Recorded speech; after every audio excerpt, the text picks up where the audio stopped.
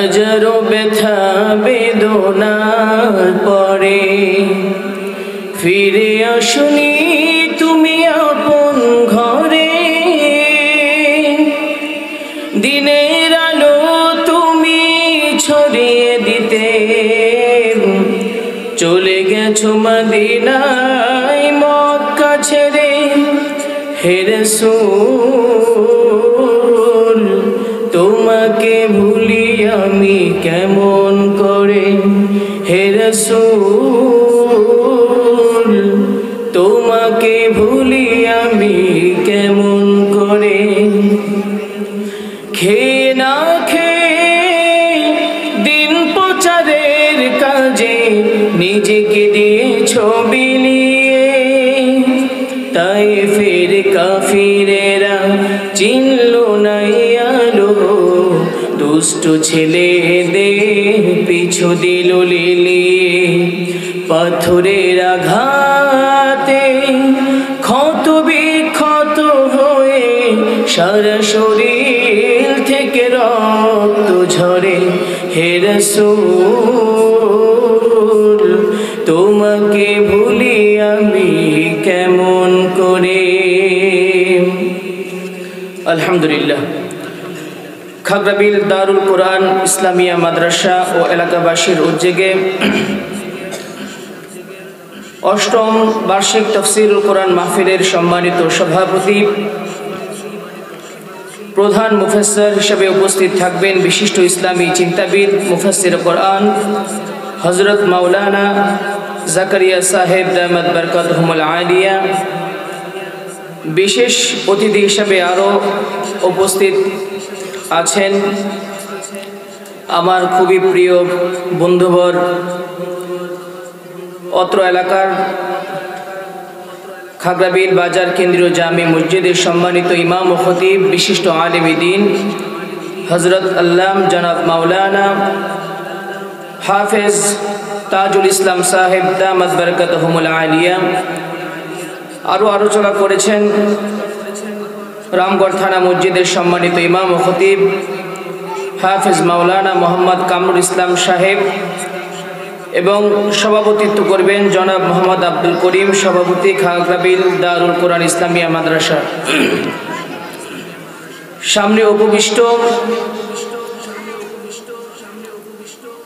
যুবক ভাইরা, মঞ্চে উপস্থিত হযরত উলামায়ে কেরাম, পদ্মার আড়ালে শ্রদ্ধেয় সম্মানিতা মা ও বোনেরা, সর্বপ্রথম সেই মহান আল্লাহ পাক রব্বুল আলামিনের কাছে লাখো কোটি শুকর ও সুজুদ যে আল্লাহ পাক রব্বুল আলামিন দুনিয়ার সমস্ত ব্যস্ততাকে উপেক্ষা করে এই ফিতনা ফাসাদের জামানায় কিছু সময় আমাদেরকে কোরআনের মজলিসে বসার তৌফিক দান করেছেন।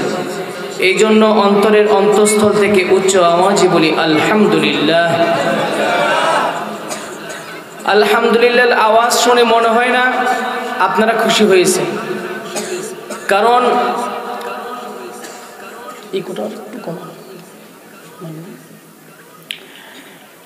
মুসলমানদের ঈমান আওয়াজটা ছোট হলে হয় না।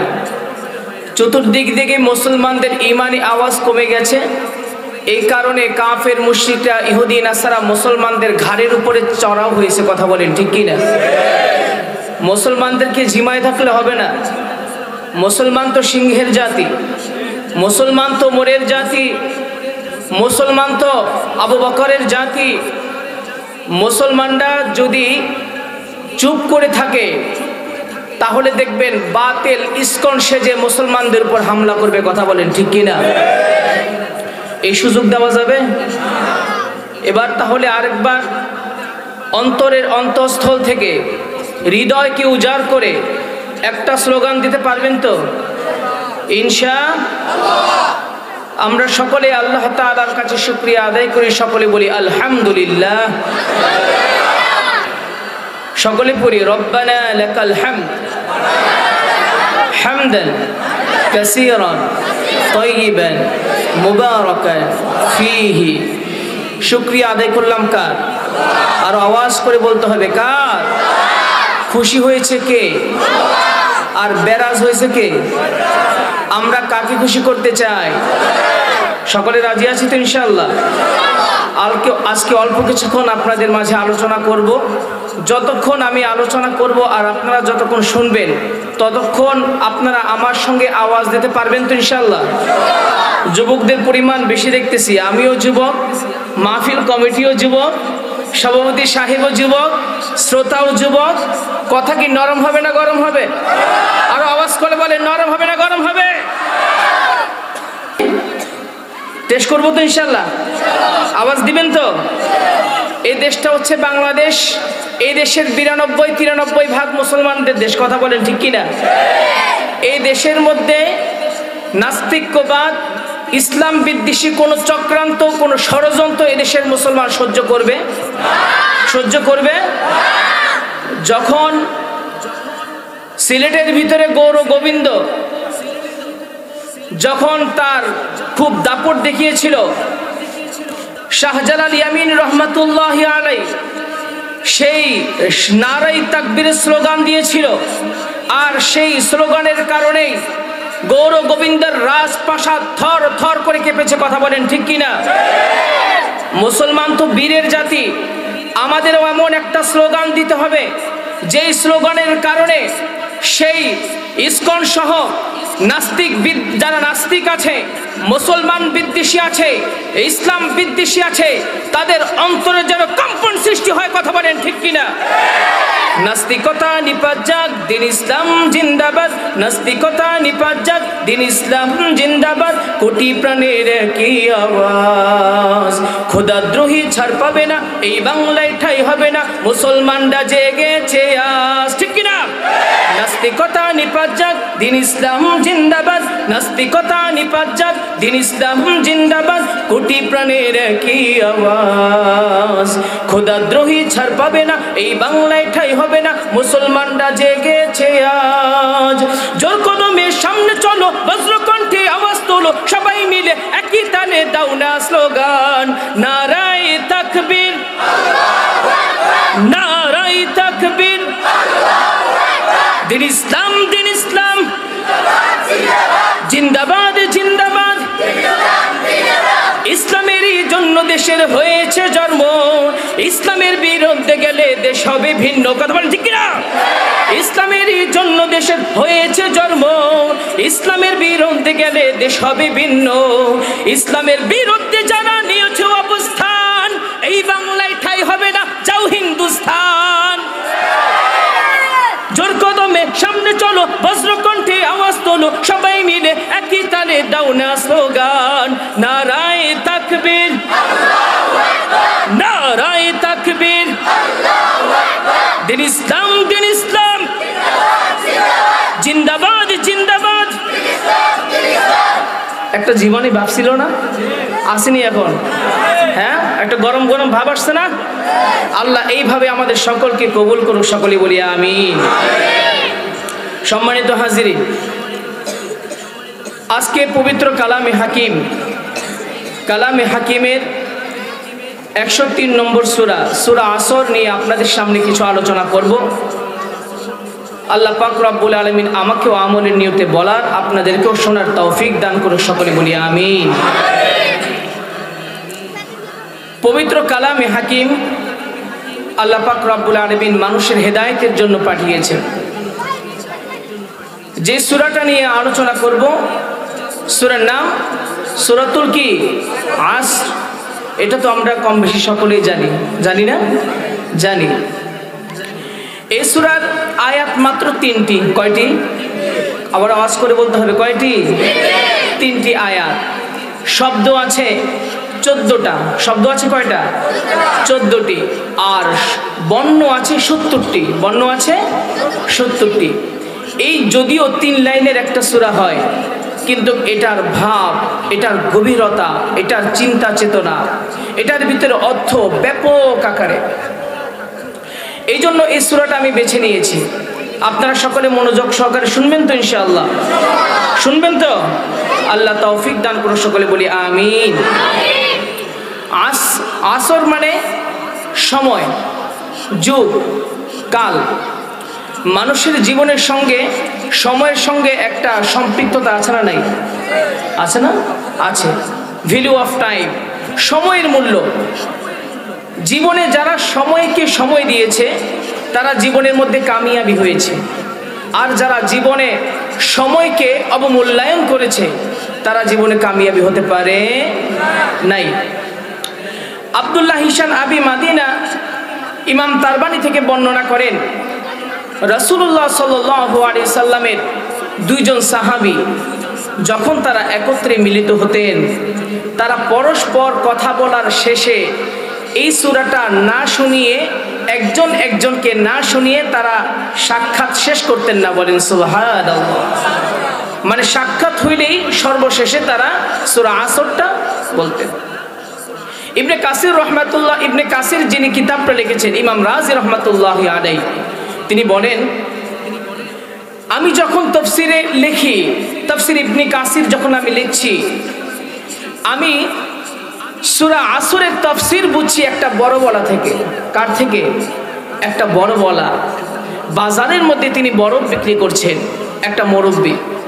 বরফ বিক্রি করার সময় তিনি বারবার করে বলছেন, কে আছো ভাই, আমার এই বরফটা তাড়াতাড়ি কিনে ফেলো, আমার এই বরফটা, আমার মূলধনটা শেষ হয়ে যাচ্ছে, আমার বরফটা গড়ে গড়ে পড়ে যাচ্ছে। কারণ আলো বাতাস রোদ লাগলে বরফ গলে যায় না? যায়। বরফটা গলে যাচ্ছে, অতএব কে আছো, তাড়াতাড়ি আমার বরফটা কিনো। তিনি এই কথাটা বারবার করে চিৎকার করে বলছেন। ইমাম রাজি বলে, আমি এটা শোনার পর আমি বুঝতে পারলাম সূরা আসরের মূল হাকিকত, সূরা আসরের তাফসীর। বলেন সুবহানাল্লাহ। সম্মানিত হাজিরিন, আল্লাহ পাক রব্বুল আলামিন কালামে হাকিমের মধ্যে যতগুলো আয়াত নাজিল করেছেন, প্রত্যেকটা আয়াত হচ্ছে মানুষের জন্য চিন্তা চেতনার খোরাক। প্রত্যেকটা আয়াত মানুষের জন্য চিন্তা চেতনার খোরাক।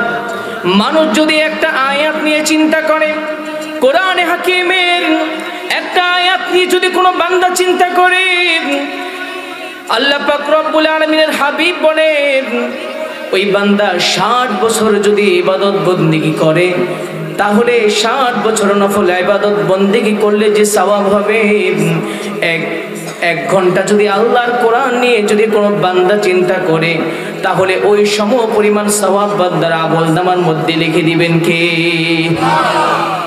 আল্লাহ পাক রব্বুল আলামিন বলেন, ইন্না ফি যালিকা লাযিকরা লিমান কানা লাহু কলবুন আও আলকাস সামআ ওয়া হুয়া শাহীদ। আল্লাহ তাআলা বলেন, নিশ্চয় আমি, ইন্না ফি যালিকা লাযিকরা, নিশ্চয় আমি এই কোরআনের মধ্যে তোমাদের জন্য শিক্ষণীয় বিষয় রেখেছি, এই কোরআনের মধ্যে তোমাদের জন্য চিন্তার খোরাক রেখেছি, এই কোরআনের ভিতরে তোমাদের জন্য গবেষণামূলক অনেক কিছু রেখেছি। ইন্না ফি যালিকা লাযিকরা লিমান কানা লাহু কলবুন আও আলকাস সামআ ওয়া হুয়া শাহীদ। এই কোরআন নিয়ে চিন্তা করবে, কোনো খারাপ দিলওয়ালা মানুষ চিন্তা করবে না। যার ভিতরে একটা ভালো দিল আছে, ভালো কলব আছে, ওই ব্যক্তি তো কোরআন নিয়ে চিন্তা করবে। বলেন সুবহানাল্লাহ। পৃথিবীর মধ্যে হাজারো মানুষ আছে, আল্লাহ পাক রব্বুল আলামিন কিন্তু সকলকে কোরআনের জন্য কবুল করে না। যাদের হৃদয়ের মধ্যে কোরআনের মহব্বত আছে, যাদের অন্তরের মধ্যে কোরআনের ভালোবাসা আছে, যাদের অন্তরের মধ্যে ইসলামের মহব্বত আছে, যারা কিনা আল্লাহ পাক রব্বুল আলামিনের জমিনে দিন কায়েমের চিন্তা করে, আল্লাহ পাক রব্বুল আলামিন তাদেরকেই হিদায়াতের মালা পরিয়ে দেয়। বলেন সুবহানাল্লাহ। হেদায়েতের জন্য তো চাইতে হবে আল্লাহর কাছে। একজন মুসলমানের জন্য সবচেয়ে বড় সম্পদ হেদায়েত। মুসলমান তো আমরা নামে মুসলমান, আমার বাবা মুসলমান, আমি মুসলমান, কিন্তু মুসলমান তো শুধু নামকেও আজকে মুসলমান হলে হবে না, মুসলমানিত্ব আমাদেরকে অর্জন করতে হবে। কথা বলেন ঠিক কিনা? এই মুসলমানিত্ব অর্জন করার যে গুণাবলী, এই গুণাবলী আল্লাহ তাআলা সংক্ষিপ্তভাবে এই সূরা আসর মধ্যে তুলে ধরেছে। বলেন সুবহানাল্লাহ। এই সূরার মধ্যে আল্লাহ তাআলা দুনিয়ার লাভ এবং ক্ষতির ব্যাপারে আলোচনা করেছেন, এবং 4টা গুণ বিশিষ্ট, যার ভিতরে 4টা গুণ থাকবে। কয়টা গুণ? 4টা গুণ থাকবে। তো আল্লাহ তাআলা বলে ওই ব্যক্তি সফল কাম। বলেন সুবহানাল্লাহ। আল্লাহ তাআলা বলেন, ওয়াল আসর ইন্নাল ইনসানা লাফি খুসর। ওয়াল আসর, এখানে ওয়াও শব্দটা আছে, ওয়াও কাসমিয়া, এটার অর্থ হচ্ছে আল্লাহ পাক রব্বুল আলামিন যদি কোনো বিশেষ কোনো কারণে যদি আল্লাহ তাআলা কসম করে, এই কসমের ক্ষেত্রে এই ওয়াটা আসে। ওয়াল আসর, সময়ের কসম। কসম কাটছে কার? সময়ের। কে কাটছে? কে কাটছে? আল্লাহ তাআলা যদি কোনো বিষয়ের প্রতি কসম কাটে, বুঝতে হবে ওই জিনিসটা দামি। আল্লাহ তাআলা মাঝে মাঝে আসমানের কসম কাটে, ওয়াসসামা, আল্লাহ তাআলা জমিনের কসম কাটে, ওয়াল আরদ, আল্লাহ তাআলা তিনের কসম কাটে, ওয়াত্তিন, আল্লাহ তাআলা জাইতুনের কসম কাটে, ওয়াজ্জাইতুন। আল্লাহ তাআলা মাঝে মাঝে সময়ের কসম কাটে, আল্লাহ তাআলা বিভিন্ন সময়ের কসম কাটে, ওয়াসসামা, আল্লাহ তাআলা আসমানের কসম কাটে। অতএব আল্লাহ তাআলা যেগুলোর কসম কাটে এগুলো কম দামি না বেশি দামি? কথা বলেন, কম দামি না বেশি দামি? বেশি দামি। আল্লাহ তাআলা বলে ওয়াল আসর, সময়ের কসম, সময়ের কসম। সময়ের কসম বলি আল্লাহ তাআলা কি বুঝাচ্ছে? আল্লাহ বলে ওয়াল আসর, সময়ের কসম। সময় অনেক দামি। কেমন দামি? রাসূল আকরাম সাল্লাল্লাহু আলাইহি সাল্লামের কাছে সাহাবায়ে কেরাম আসলো। আসার পরে জিজ্ঞাসা করলো, ইয়া রাসূলুল্লাহ আইয়ুল আমালু আহাব্বু ইলাল্লাহ, ইয়া রাসূলুল্লাহ আল্লাহ পাক রব্বুল আলামিনের কাছে সবচাইতে কোন জিনিসটা সবচেয়ে বেশি দামি? আল্লাহ রাসূল সাল্লাল্লাহু আলাইহি সাল্লাম বলল, আস-সালাতু আলা ওয়াক্তিহা, কোন মানুষ যদি সময় মতো নামাজ পড়ে এটা আল্লাহ পাক রব্বুল আলামিনের কাছে অনেক দামি হয়ে যায়। বলেন সুবহানাল্লাহ। তাহলে সময় মতো নামাজ পড়াটা দামি, সময় মতো ইবাদত করাটা দামি। আল্লাহ তাআলা অন্য আয়াতে বলেন, ইন্নাস সালাতা কানাত আলাল মুমিনিনা কিতাবাম মাওকুতা। আমি আল্লাহ পাক রব্বুল আলামিন মুসলমানদের জন্য, মুমিনদের জন্য যথা সময় নামাজকে ফরজ করেছি। অতএব টাইম টু টাইম আমল করা, টাইম টু টাইম নামাজ পড়া আল্লাহ পাক রব্বুল আলামিন পছন্দ করেছেন। কথা বলেন ঠিক কিনা? এজন্য সময়কে দামি বানিয়ে দিবেন কে? কে দিবেন? আল্লাহ। আল্লাহ রাসূল সাল্লাল্লাহু আলাইহি সাল্লাম বলে, ওয়াসিহাতাকা ক্বাবলা সুকুমি, মানুষ অনেক সময় নিয়ামতের কদর বুঝে না। যখন ঘরের মধ্যে শুয়ে থাকে, যখন কিনা অসুস্থ হয়ে পড়ে থাকে, তখন চিন্তা করে যে আরে সুস্থ থাকলে কত ভালো হতো। অসুস্থ হইলে সুস্থতার কদর বুঝে, সুস্থ অবস্থায় কিন্তু কদর আসে না। আল্লাহ রাসূল আরো বলেন, অফিরাগা ক্বাবলা শাগলি, আল্লাহ রাসূল সাল্লাল্লাহু আলাইহি সাল্লাম বলে, যখন মানুষ ব্যস্ত হয়ে যায় তখন অবসরের কদর বুঝে। তাহলে মানুষ যখন অবসর থাকে তখন কিন্তু এটার নিয়ামত বুঝে না। এই জন্য সম্মানিত হাজিরিন, সময়কে সময় দিতে হবে। আল্লাহ পাক রব্বুল আলামিন এই জন্য সূরা আসরের মধ্যে সময়ের মূল্য বোঝার জন্য সুন্দর করে বলছে, সময়ের কসম কেটে বলতেছেন, ওয়াল আসর ইন্নাল ইনসানা লাফি খুসর। ইন্না হরফে মুশাব্বাবিল ফিল, দৃঢ়তার সঙ্গে আল্লাহ তাআলা বুঝাচ্ছে, ইন্নাল ইনসান, সমস্ত মানুষ, পৃথিবীর সমস্ত মানুষগুলো কিসের মধ্যে আছে? ক্ষতির মধ্যে আছে। কিসের মধ্যে ভাই? ক্ষতির মধ্যে আছে। ইন্নাল ইনসান, এই ইনসান দ্বারা উদ্দেশ্য হচ্ছে যত মানব মণ্ডলী আছে সমস্ত মানবগুলো ক্ষতির মধ্যে আছে। ইল্লাল্লাযীনা আমানু, তারা ব্যতীত যারা আল্লাহর প্রতি ঈমান আনছে, ওয়া আমিলুস সলিহাত, এবং নেক আমল করেছে, ওয়া তাওয়াসাউ বিল হক, যারা পরস্পরকে হকের দাওয়াত দিয়েছে, ওয়া তাওয়াসাউ বিস সবর, এবং বিপদে যারা ধৈর্য ধারণ করেছে। এই চার গুণওয়ালা মানুষ আল্লাহ পাক রব্বুল আলামিন বলে, এই চার গুণওয়ালা মানুষ ব্যতীত সমস্ত মানুষগুলো ক্ষতির মধ্যে আছে। আমরা কি লাভের মধ্যে থাকতে চাই না ক্ষতির মধ্যে থাকতে চাই? কথা বলেন, লাভের মধ্যে না ক্ষতির মধ্যে? লাভের মধ্যে। যদি লাভের মধ্যে থাকতে চাই তাহলে আল্লাহ তাআলা আমাদেরকে নির্দেশনা দিয়েছেন কি? ইল্লাল্লাযীনা, প্রথম গুণ, ইন্নাল ইনসান লাফি খুসর, সমস্ত মানুষ ক্ষতির মধ্যে আছে, সবাই। হ্যাঁ তারা ছাড়া, ইল্লাল্লাযীনা আমানু। 1 নম্বর গুণ। কয় নম্বর গুণ? আল্লাহ তাআলা বলে 1 নম্বর গুণ ইল্লাল্লাযীনা আমানু। 1 নম্বর যারা ঈমান আনছে কার উপরে? আর আওয়াজ করে বলেন কার উপরে? আমরা ঈমান এনেছি কার উপরে? কোনো সন্দেহ আছে? ও দুনিয়ার মুসলমান, ঈমান আনতে হবে আল্লাহর উপরে, যেন তেন ঈমান আনলে চলবে না। আল্লাহ পাক রব্বুল আলামিন হাবিব বলে ঈমান হচ্ছে 3 জিনিসের নাম। কয় জিনিসের নাম?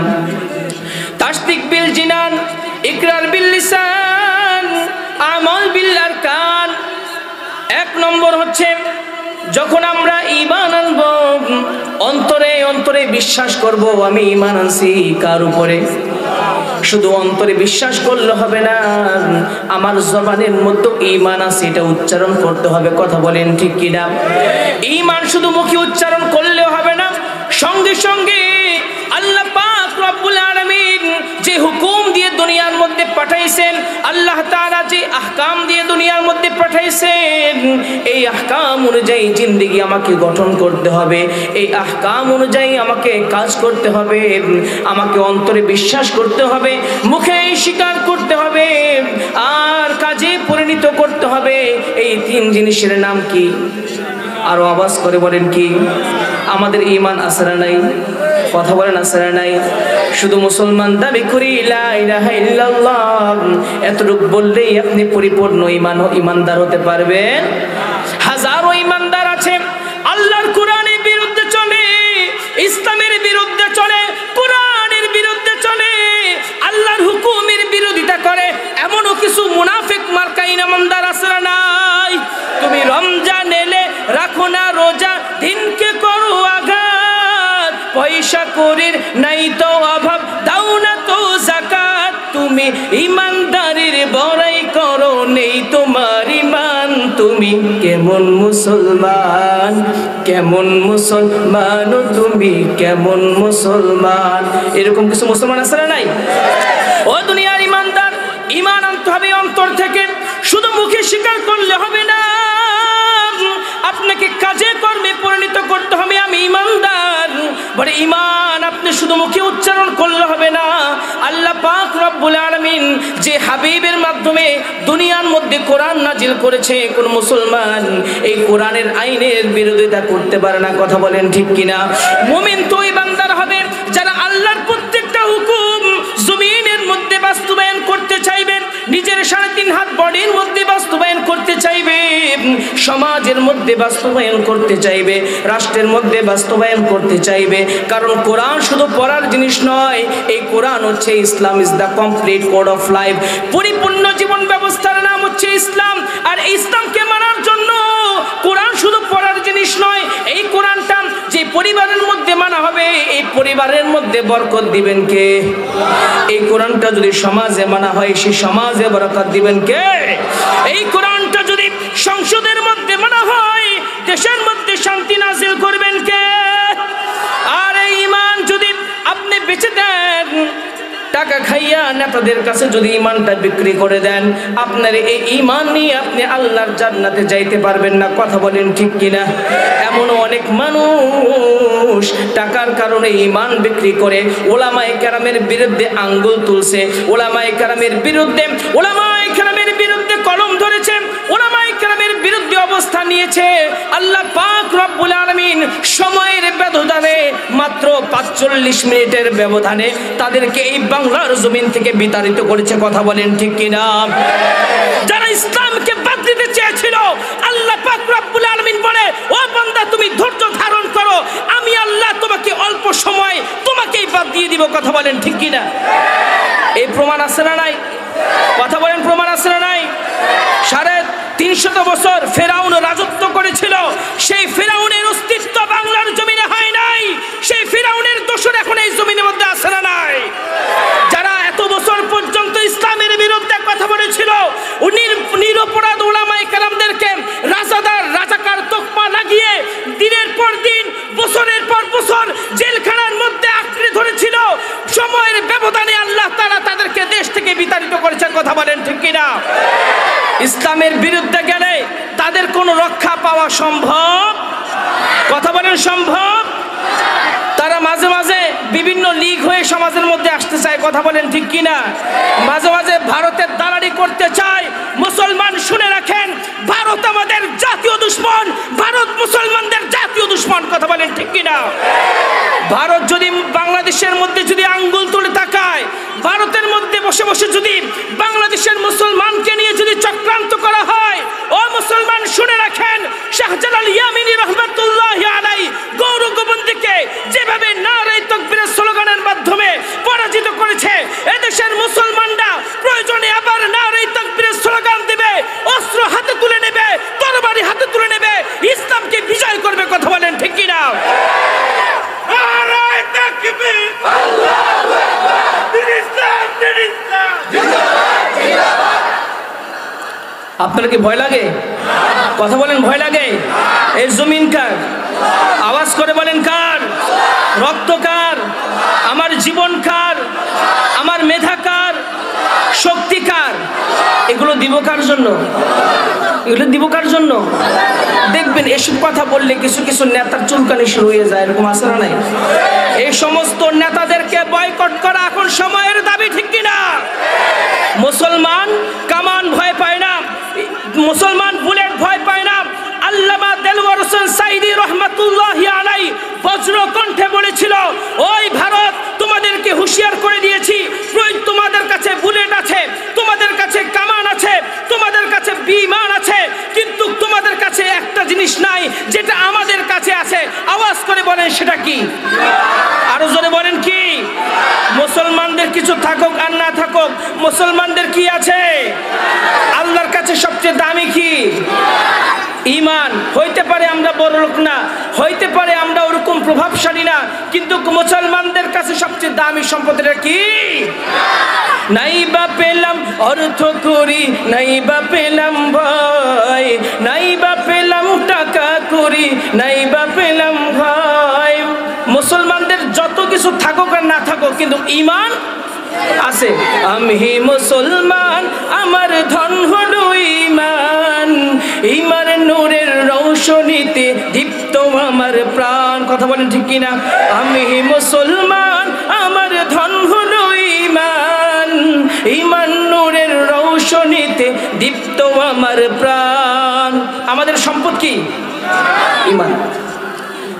সম্মানিত হাজিরিন, আল্লাহ পাক রব্বুল আলামিনের কাছে সবচাইতে দামি হচ্ছে কি? ঈমান। এই জন্য আল্লাহ তাআলা সূরা আসরের মধ্যে প্রথমের মধ্যে আল্লাহ তাআলা বলেন, ওয়াল আসরি ইন্নাল ইনসানা লাফি খুস ইল্লাল্লাযীনা আমানু। আল্লাহ তাআলা বলে যারা ঈমান আনছে, ঈমান আনছে, শুধু ঈমান আনে নাই, আল্লাহ তাআলা ঈমানের কিছু গাইডলাইন দিয়েছে। বলে ঈমান কারা? আল্লাহ তাআলা সূরা হুজুরাতের 15 নম্বর আয়াতে আল্লাহ তাআলা বলে, ইন্নামাল মুমিনুনাল্লাযীনা আমানু বিল্লাহি ওয়া রাসূলিহি সুম্মা লাম ইয়ারতাবু। মুমিন তো তারা যারা আমি আল্লাহর উপর ঈমান আনলো, আমার হাবিবের উপর ঈমান আনলো, আর কোনো সন্দেহ পোষণ করে নাই, এটার উপরে ইস্তেকামত ছিল, তারাই তো মুমিনদার। আল্লাহ তাআলা অন্য আয়াতের মধ্যে বলে, ইন্নামাল মুমিনুনাল্লাযীনা ইযা যুকিরাল্লাহু ওয়াজিলাত কুলুবুহুম ওয়া ইযা তুলিয়াত আলাইহিম আয়াতুহু যাদাতহুম ঈমানা। আল্লাহু আকবার বলেন। আল্লাহ তাআলা বলে মুমিন বান্দা তো তারা যারা কিনা আল্লাহর জিকির করে, আল্লাহকে স্মরণ করে, আর যখন তাদের সামনে কোরআনের আয়াত তেলাওয়াত করা হয়, তাদের অন্তরগুলো ভিজে যায়, তাদের অন্তরগুলো ক্রন্দনরত হয়ে যায়। যখন ওই মুমিন বান্দার সামনে আল্লাহর কোরআনের তেলাওয়াত করা হয়, ওই মুমিন বান্দার কলবটা ভিজে যায়। আল্লাহ পাক রব্বুল আলামিন ওই মুমিন বান্দাকে ঈমান আরো বাড়ায় দেয়। বলেন সুবহানাল্লাহ। বেলাল রাদিয়াল্লাহু তাআলা আনহু ঠোঁট মোটা কালো, কিন্তু উপরে যেমন কালো, অন্তরের মধ্যে ঈমান। ঈমানের নূর দ্বারা আল্লাহ পাক রব্বুল আলামিন তার অন্তরটাকে পিয়ার মুসলমান। বেলাল রাদিয়াল্লাহু তাআলা আনহু যখন ঈমান আনছে, ইসলামের দাওয়াত পেয়ে যখন ঈমান আনলো, ঈমান আনার পর এখন শুধু আল্লাহর নামটা জপে, আল্লাহকে স্মরণ করে, কাজ করে আর আল্লাহর নামটা স্মরণ করে, আর স্মরণ করার সময় মুখটা এরকম জপে আর বলে আল্লাহ আল্লাহ আল্লাহ। বেলাল রাদিয়াল্লাহু তাআলা আনহু যখন মুখটা এরকম লড়ায়, আল্লাহর নামটা জপে, তখন সঙ্গে সঙ্গে তার মালিক উমাইয়া ইবনে খলফ সে দেখলো, দেখার পরে বলল, রে বেলাল তুমি কার নামটা জপো? বেলাল রাদিয়াল্লাহু তাআলা আনহু বলে, আমি আমার মালিকের নামটা জপি। ওই উমাইয়া ইবনে খলফ সে মনে করছে তার নামটা জপে। সে বলে, বেলাল শোনো, আগামীকাল থেকে তোমার সম্মানটা বাড়াইয়া দেওয়া হলো, আগামীকাল থেকে তোমার মর্তবা বাড়াইয়া দেওয়া হলো, আগামীকাল থেকে তোমার বেতনটা বাড়াইয়া দেওয়া হলো, তোমাকে সমস্ত গোলামের আমির বানাইয়া দেওয়া হলো। বেলাল রাদিয়াল্লাহু তাআলা জিজ্ঞেস করে, ও দুনিয়াদার মালিক, কেন আমার সম্মানটা বাড়াইলেন? কেন আপনি আমাকে টাকা বেতন বাড়ায় দিলেন? তখন তিনি বলল, শোনো শোনো, আমার এত আত্মীয় স্বজন, আমার এত বন্ধু, আমার এত আত্মীয় স্বজন, কেউ তো আমার নামটা কেউ জপে না। তুমি যেহেতু আমার নামটা জপ, এই জন্য আমি তোমার বেতনটা বাড়ায় দিলাম। এই কথা বলার পর বেলাল রাদিয়াল্লাহু তাআলা আনহু বলে, ও উমাইয়া ইবনে খলফ, আমি তো আপনার নাম জপি না। সুবহানাল্লাহ বলেন। আমি তো আপনার নাম জপি না, আমি তো এমন এক মালিকের নাম জপি, যেই মালিক আপনার মালিক, আমারও মালিক, সারা দুনিয়ার সমস্ত মানুষের মালিক। একটু আওয়াজ করে বলেন তিনি কে? হুয়াল্লাহুল্লাযী লা ইলাহা ইল্লাহু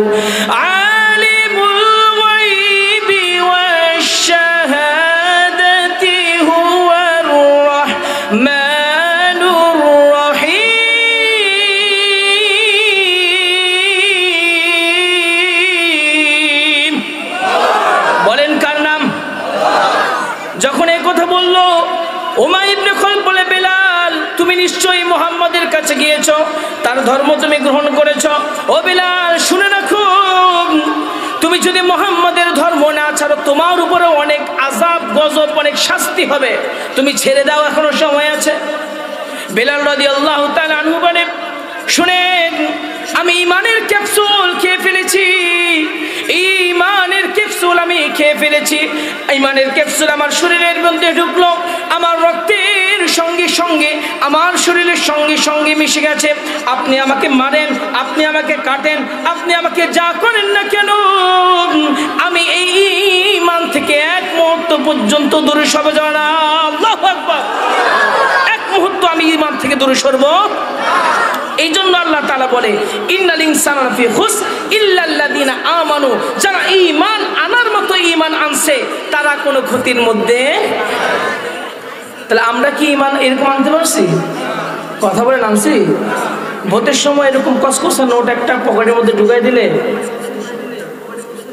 ঈমান বিদ্বেষী লোকের কাছে আমার ভোটটা চলে যায়। ওই আমাদের রফিকুল আফসার সাহেব মাঝে মাঝে বলে যে আমরা কত আগে ঈমান বেচা চা খাই নিছি, এরকম আছে না নাই? টাকার বিনিময় ঈমান শেষ করে দেয়। আরে ভাই, আল্লাহ তাআলা তো কারো সম্পদ দেখবেন না, কারো সৌন্দর্য দেখবেন না। ইন্নাল্লাহা লা ইয়ানজুরু ইলা সুওয়ারিকুম, আল্লাহ তাআলা কারো চেহারা দেখবেন না, আল্লাহ দেখবেন কি? ঈমান, কলব। যার কাছে স্বচ্ছ কলব থাকবে, পরিপূর্ণ ঈমান থাকবে, আল্লাহ সে ঈমানের দৌলতের বরকতে ওই বান্দাকে জান্নাতে দাখিল করবে। বলেন সুবহানাল্লাহ। তাহলে আল্লাহ যেন আমাদেরকে পরিপূর্ণ মুমিন হিসাবে, ঈমানদার হিসাবে যেন কবুল করে। সকলে বলি আমিন। আরো জোরে। 2 নম্বর গুণ, ওয়ামিলুস সালিহাত। ঈমান আনার পর যে ব্যক্তি নেক আমল করবে, যে ব্যক্তি ভালো কাজ করবে, আল্লাহ পাক রব্বুল আলামিন ওই ব্যক্তি ভালো কাজ করার বিনিময়ে জান্নাত দিয়ে দিবে। বলেন সুবহানাল্লাহ। নেক আমল মানে কি? 5 ওয়াক্ত নামাজ কালাম পড়া, আল্লাহর হুকুমগুলো মানা। আমল আপনার মন মতো করলে হবে না।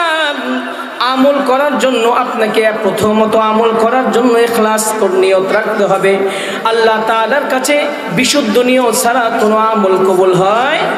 আল্লাহ তাআলা বলে, ওয়ামা উমিরু ইল্লা লিয়াবুদুল্লাহা মুখলিসিনা লাহুদ্দিন। আল্লাহ তাআলা বলে আমার কাছে মুখলিস আমল ছাড়া কোনো আমল গ্রহণযোগ্য। এজন্য যখন আমল করব অন্তরে ইখলাস থাকবে কার? আল্লাহর উপরে, তাওহীদের উপরে। আর আপনার আমলগুলো আপনি নিজের মন মতো করলে হবে না, এই আমলটা হতে হবে রাসূলের তরিকায়। কার তরিকায়? অনেকে তো মাজারের মধ্যে যায় হু হু করে, মনে করে যে এটা আমল। আসলে এটা কি রাসূলের তরিকা? কথা বলেন, তরিকা না। নারী পুরুষ একসঙ্গে ঢোল পিটায় আর মাজারে সিন্নি খায়, এটা কি রাসূলের তরিকা? এই সমস্ত ইবাদত আল্লাহর কাছে কখনো গ্রহণযোগ্য হবে? পরিশুদ্ধ আমল থাকতে হবে রাসূলের তরিকায়। যে ব্যক্তি নেক আমল করবে আল্লাহ তাআলা বলে ইন্নাল্লাযীনা আমানু ওয়া আমিলুস সালিহাত লাহুম জান্নাতুন তাজরি মিন তাহতিহাল আনহার। আমি আল্লাহ তাদেরকে জান্নাত দেব, যে জান্নাতের মধ্যে দুধের নহর থাকবে, শরাবের নহর থাকবে, যেই জান্নাতের ভিতরে সুন্দর সুন্দর ফল থাকবে। বলেন সুবহানাল্লাহ। ওরকম জান্নাতে আমরা যাইতে চাই কিনা? যাই কিনা? তাহলে আমাদের ঈমানকে ঠিক করতে হবে। কার কথা? আল্লাহর কথা। এরপরে নেক আমল করতে হবে। 2 নম্বর গুণ বললাম। 3 নম্বর গুণ হচ্ছে ওয়াতাওয়াসাউ বিল হক। আল্লাহ তাআলা বলে যারা পরস্পরকে হকের দাওয়াত দিয়েছে তারা কিন্তু ক্ষতির মধ্যে নাই, তারা সফল হয়েছে। বলেন সুবহানাল্লাহ। পরস্পরকে হকের দাওয়াত, একজন আরেকজনকে ভালো দাওয়াত। কোন বন্ধু নামাজ পড়তে আসছে মসজিদের দিকে, তার আরেক বন্ধুকে নামাজের দিকে নিয়ে গেল, হকের দাওয়াত দিয়ে গেল। এই হক আবার 2 প্রকার, একটা হচ্ছে আল্লাহর হক, আরেকটা হচ্ছে বান্দার হক। আরেকটা হক হচ্ছে সত্য বা মিথ্যা, বাতিলের সঙ্গে মোকাবেলা করার হক। কথা বলেন ঠিক কিনা? একটা হচ্ছে ব্যক্তিগত হক, আমলের হক। আরেকটা হচ্ছে আল্লাহর হক, যে আল্লাহর হক আপনি যদি ঠিক মতো আদায় না করেন আল্লাহ হয়তো আপনাকে মাফ করতেও পারেন। আর আরেকটা হক হচ্ছে বান্দার হক। আপনি যদি কোনো বান্দার হক নষ্ট করেন, আপনি হাজী সাহেব, কাজী সাহেব, কিন্তু আপনি জুলুমবাজি করে মানুষের টাকা খাইলেন, মানুষের জমি দখল করে খাইলেন, মানুষের সঙ্গে সুদ খাইলেন, মানুষকে লাঞ্ছিত করলেন, মানুষের হক আপনি নষ্ট করেছেন, আপনার এই আমল আল্লাহর দরবারে কবুল হবে না। কথা বলেন ঠিক কিনা?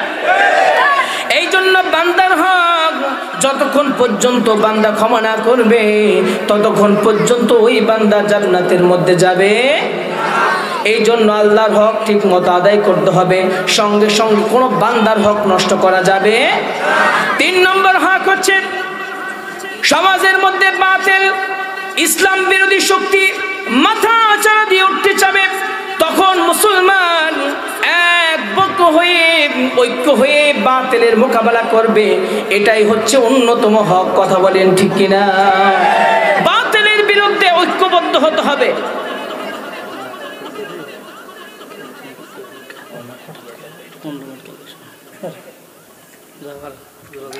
সম্মানিত হাজিরিন, ওয়াতাওয়াসাউ বিল হক, ওয়াতাওয়াসাউ বিল হক, পরস্পরকে হকের দাওয়াত দিবে। এই হকের দাওয়াত দেওয়ার কারণে তারা যখন কোনো সমাজের মধ্যে কোনো বাতিল মাথা চাড়া দিয়ে দিবে তখন ওই অন্যায়ের বিরুদ্ধে কথা বলতে হবে। কথা বলেন ঠিক কিনা?